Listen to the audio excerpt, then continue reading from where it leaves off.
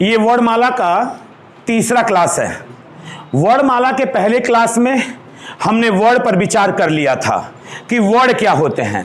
आपने कहा था ध्वनि की वह सबसे छोटी इकाई जिसके टुकड़े नहीं किए जा सकते वर्ण कहलाते हैं। फिर आपने कहा वर्णमाला किसे कहेंगे?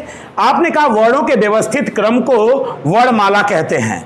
फिर आपने कहा भाषा की सबसे सार्थक इकाई क्या होती है? आपने कहा वाक्य होती है। फिर आपने कहा वाक्य किसमें टूटता है? उपवाक्य में टूटता है। उपवाक्य किसमें टूटता है? पदबंध में टूटता है। पदबंध किसमें टूटते हैं? पद में टूटते हैं या शब्द में टूटते हैं। पद या शब्द किसमें टूटते हैं? अक्षर में टूटते हैं। और अक्षर किसमें टूटते हैं? आपने कहा वर्ण या ध्वनि में टूटते हैं। इतनी बातें क्लियर थी। फिर आपने कुल 52 वर्णों को, हिंदी के 52 वर्णों को बांटा, जिसमें से 4 आपने कहा कि इसके ह्रस्व स्वर हैं। ह्रस्व स्वर को ही आपने मूल स्वर कहा जाता है। 7 जो हैं वो दीर्घ हैं, यानी स्वरों की कुल संख्या आपने कहा 11 है।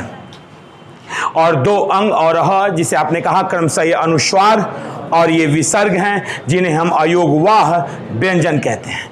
फिर आपने स्पर्शी व्यंजन कहा, जिसमें आपने 25 स्पर्शी व्यंजन सीखा, क वर्ग से लेके प वर्ग तक। फिर आपने 2 ड और ढ, जिसके नीचे बिंदी लगी होती हैं, इस प्रकार की एक संरचना होती है।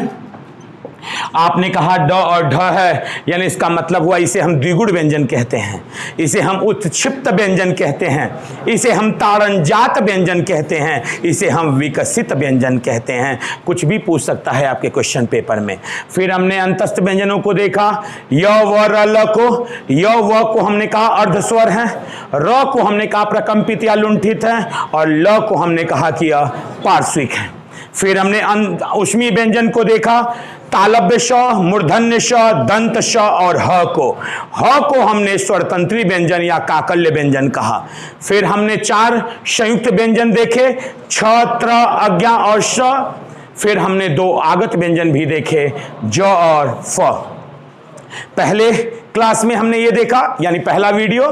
दूसरे क्लास में हमने देखा कि हमने अघोष और सघोष, अल्प्राण, महाप्राण, अग्रस्वर, मध्य स्वर, पश्च स्वर, समृत, अर्धसमृत, विवृत और अर्धविवृत, इतनी चीजों में हमने बांट लिया। अनुनासिक और निरनुनासिक में भी हमने बांट लिया। क्लियर है?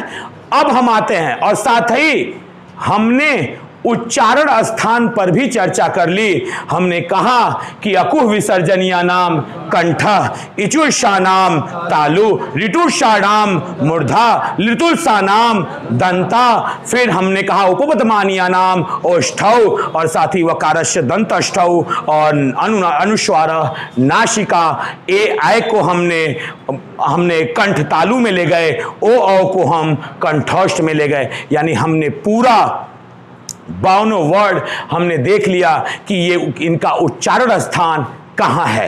क्लियर? ये हमने दूसरे क्लास में देखा। आज तीसरा क्लास और वर्णमाला का अंतिम क्लास। क्लियर है? बढ़िया। तो आते हैं अपने टॉपिक पे।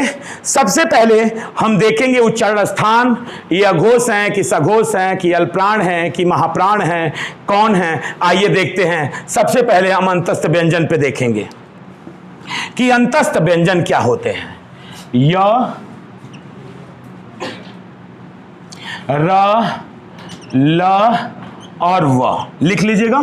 यानी हम चर्चा करेंगे अंतस्थ व्यंजन पे। चर्चा कहां करने वाले हैं हम? अंतस्थ व्यंजन पे चर्चा करने वाले हैं। अंतस्थ व्यंजन होते हैं य, र, ल, व।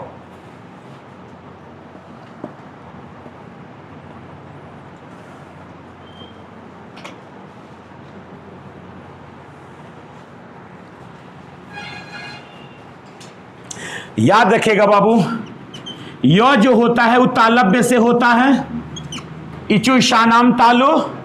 और 2 नई चीजें बताने वाले हैं कि निम्नलिखित में से कौन सा वर्ष्य व्यंजन है। निम्नलिखित में से कौन सा वर्ष्य व्यंजन है? तो र वर्ष्य व्यंजन के अंतर्गत आता है और ल भी वर्ष्य व्यंजन के अंतर्गत आता है, और वह जो होता है वो दंत और ओष्ठ से बोला जाता है। दंत और ओष्ठ से लिख लीजिएगा, दंत और ओष्ठ से बोला जाता है। क्लियर हो गए? और सुनिएगा, अगर हम इसे सुन लीजिएगा, अगर हम इसे स्वर तंत्र के कंपन के आधार पे माने, किसके आधार पे?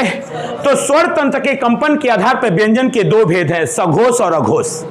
सघोष और, तो याद रखिएगा ये चारों सघोष हैं। ये चारों क्या हैं? ये चारों सघोष हैं। फिर सुन लीजिएगा, अगर हम इसे वाई की मात्रा के आधार पर निर्धारण करें तो वाई की मात्रा के आधार पर व्यंजन के दो भेद होते हैं, अल्प प्राण और महाप्राण। ये अल्प प्राण हैं। ये चारों के चारों क्या हैं? अल्प प्राण हैं। नोट कर लीजिएगा, क्वेश्चन कहीं नहीं जाने वाला। यानी जो अंतस्थ व्यंजन होते हैं वो सघोष होते हैं, जो अंतस्थ व्यंजन होते हैं वो अल्प प्राण होते हैं, जो य होता है वो तालव्य है, र जो है उसे हम वर्ष्य व्यंजन कहते हैं, ल को भी हम वर्ष्य व्यंजन कहते हैं, और हम व को दंत ओष्ठ कहते हैं। इतनी बातें क्लियर हो गई? बढ़िया।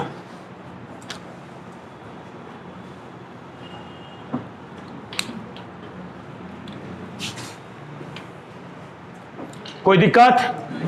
इनमें य और व, इन दोनों को आप कहते हैं अर्धस्वर। क्या कहते हैं? अर्धस्वर।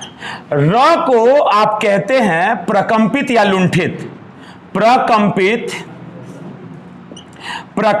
या लुंठित कहते हैं। और जो य व र, ल को हम पार्श्विक कहते हैं। ल को क्या कहते हैं? पार्श्विक कहते हैं। इतनी बातें एक जगह कर लें आप। अंतस्थ व्यंजन में एक भी प्रश्न आपको छोड़ के जा नहीं पाएंगे, एक भी प्रश्न आपको छोड़कर जा नहीं पाएंगे।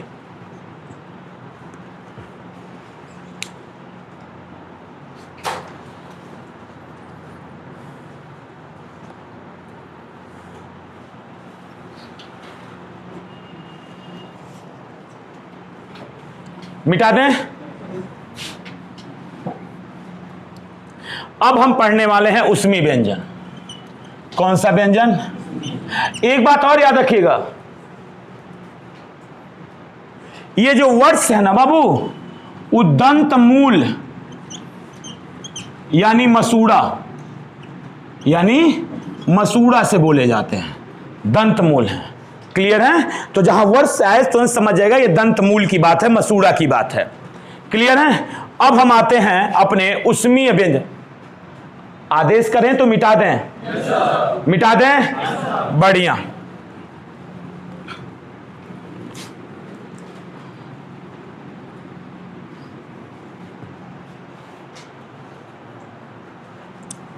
उसमीय व्यंजन में अगर आए तो स, तालव्य श, मूर्धन्य श, दंत श और ह लिख लें।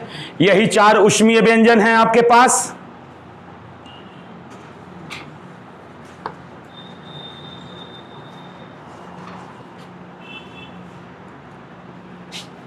स, तालु, मूर्धा, स वर्ष्य और ह स्वर तंत्री व्यंजन।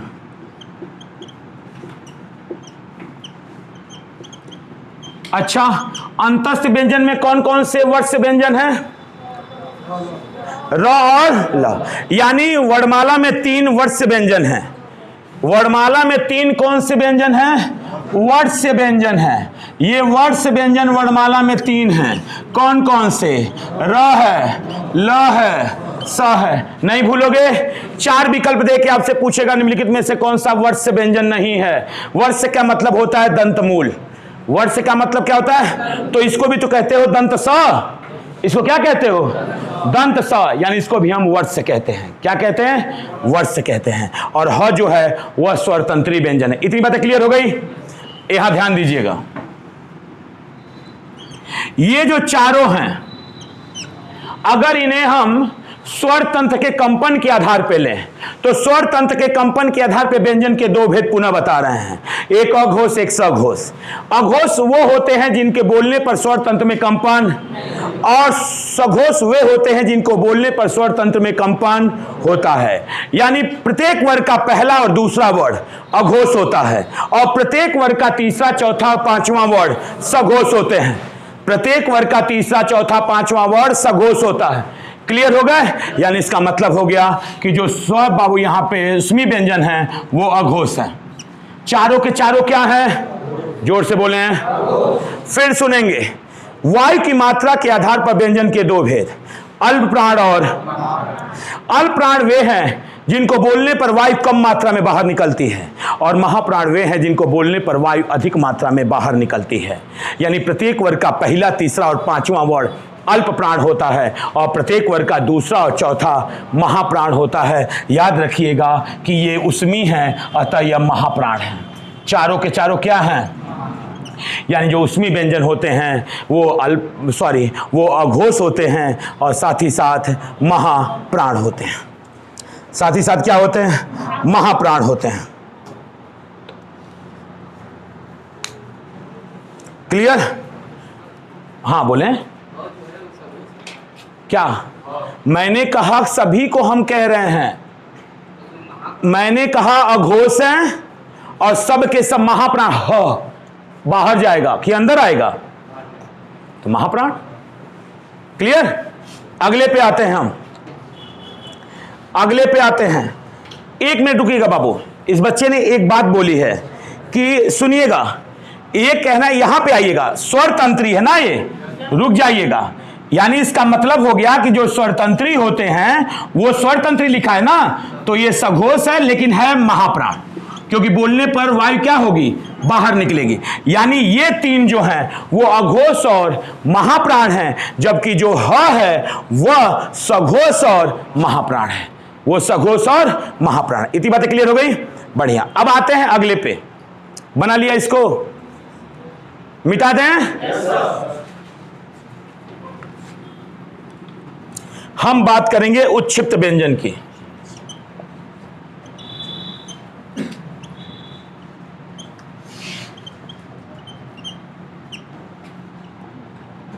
उच्छिप्त व्यंजन दो ही होते हैं, लिख लिया है? क्लियर है?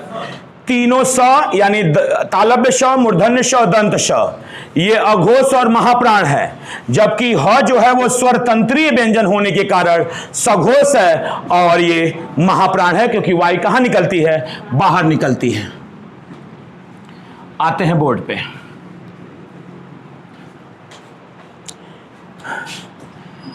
उच्छिप्त व्यंजन ड और ढ कंफर्म है? सुनिएगा मेरी बात। ये किस समूह के हैं? तो आप कहेंगे ट, ठ, ड, ढ और अड़। इसी के हैं? बोलेंगे हाँ या ना? यानी इसका मतलब रिटूर साडाम मूर्धा, यानी ये बोले जाएंगे मूर्धा से। कहां से बोले जाएंगे? मूर्धा से, यानी मूर्धन्य है ये क्या है? मूर्धन्य है। ये मूर्धन्य है। और सुनिएगा, साथ ही सुनिएगा मेरी बात। अब ये अघोष है कि सघोष? पहला, तीसरा और पांचवा, और दूसरा और पांचवा और दूसरा और चौथा। तो जो 1, 3, 5 पे आएंगे वो अल्प प्राण होंगे और जो 2 और 4 पे आएंगे वो, तो इसका मतलब है हो गया कि ये जो है ये अल्प प्राण है। ये क्या है? अल्प प्राण है। और ये जो है चौथा पे है तो क्या है? महाप्राण है। बात समझ में आ रही है? फिर देखेंगे, अगर हम अघोष और सघोष देखें तो पहला और दूसरा ये अघोष होते हैं और तीसरा, चौथा, पांचवा सघोष होते हैं। तो देखिएगा, पहला, दूसरा, तीसरा, चौथा और पांचवा, तो कंफर्म है पहला, दूसरा अघोष और तीसरा, चौथा, पांचवा सघोष। यानी इसका मतलब ये दोनों क्या है? सघोष है। ये दोनों क्या है? सघोष है। बढ़िया, ये दोनों सघोष है। ये दोनों सघोष है। ये भी सघोष है।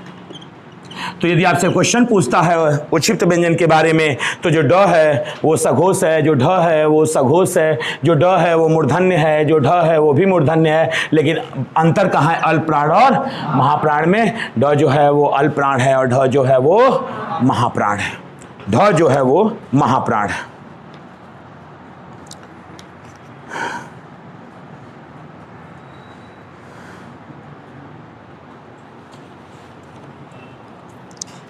अब वर्णमाला आपका समाप्त हो चुका है।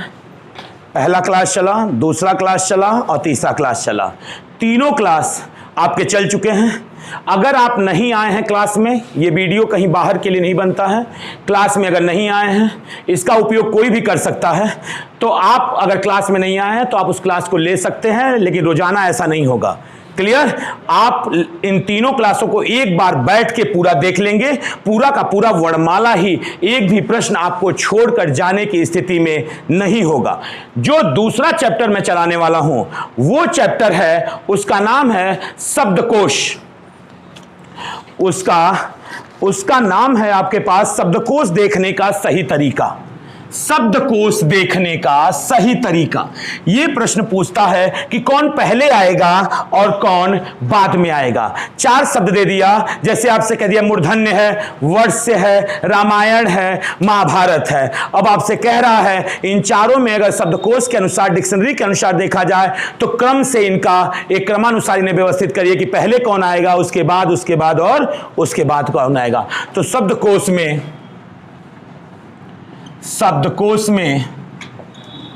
शब्द को देखने का सही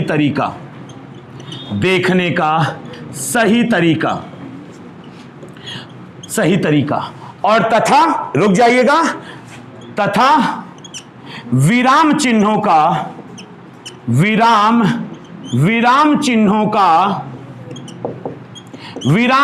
का प्रयोग, यानी हिंदी में विराम चिन्हों का प्रयोग। यानी ये 2 चैप्टर जो हैं वह सोमवार को आपको स्पष्ट होंगे। आशा करेंगे कि आप ये वर्णमाला का पूरा चैप्टर आप तीनों क्लास फिर से खत्म करेंगे। एक एक क्वेश्चन पे निगाह होगी। अगर कहीं समझ में नहीं आता है तो उस प्रश्न को इसी कक्षा में रखना है। इस सैटरडे को, चूंकि जानते ही हैं शासन के द्वारा वास्तव में भी आदेश नहीं है और आज लॉकडाउन है। आज क्या भले से चाहे शासन का आप माने या ना माने, आप पहला वैक्सीनेशन लगाएं, डोज पहला लगा लें। और यही मूल कारण है कि आपको प्रोत्साहन, मूल उद्देश्य प्रोत्साहन ही है कि ताकि आप संयमित, स्वस्थ और वैक्सीन से पूर्ण हो, ताकि सब लोग आपके अगल बगल समाज आपसे दूषित ना हो पाए और स्वस्थ ही रहे। यही कामना है। सोमवार को पुनः हम इन टॉपिकों पर मिलेंगे। धन्यवाद।